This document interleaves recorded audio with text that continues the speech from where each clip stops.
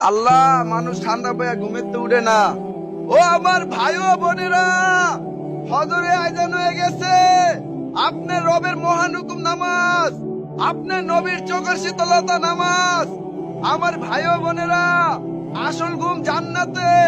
এই ক্ষণস্থায়ী শীত পাইয়া আপনার রবের হুকুম কেউ না ছাড়ি। আমার ভাই ও বোনেরা, ঘুমের থেকে নামাজ উত্তম। এই ক্ষণস্থায়ী ঘুমাইয়া চিরস্থায়ী জাহান্নামী না কিনি। এই দুনিয়া এক সময় ছিলাম না, আজকে আছি, এবার এক সময় থাকবো না। এই ঠান্ডা পাইয়া আল্লাহর মহান হুকুম না ছাড়ি আমরা নামাজ পড়তে উঠি। আল্লাহ খুশি হইবে, সময়টা অনেক দাম হইবে। নইলে ঘুমের গোলামি করবেন, চাকরির গোলামি করবেন। আল্লাহর গোলামি করলেন না, আল্লাহর গোলামের গোলামি করলেন। আমার ভাই ও বোনেরা, আমরা আর কেউ ঘরে বসে না থাকি। পুরুষরা মসজিদে আসি, মহিলারা ঘরে নামাজ পড়ি।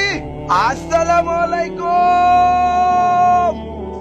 ও আল্লাহর বান্দা, নবীর উম্মত, আর কতদিন ঠান্ডা পাইয়া আল্লাহর মহান হুকুম ছাড়বেন?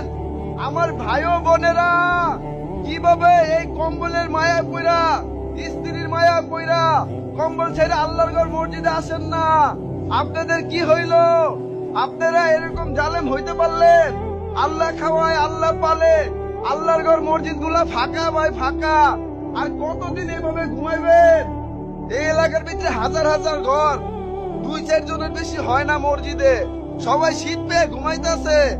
ও আমার ভাই ও বোনেরা, উঠেন, ফজরের আয়োজন হয়ে গেছে, নামাজ পড়তে উঠেন।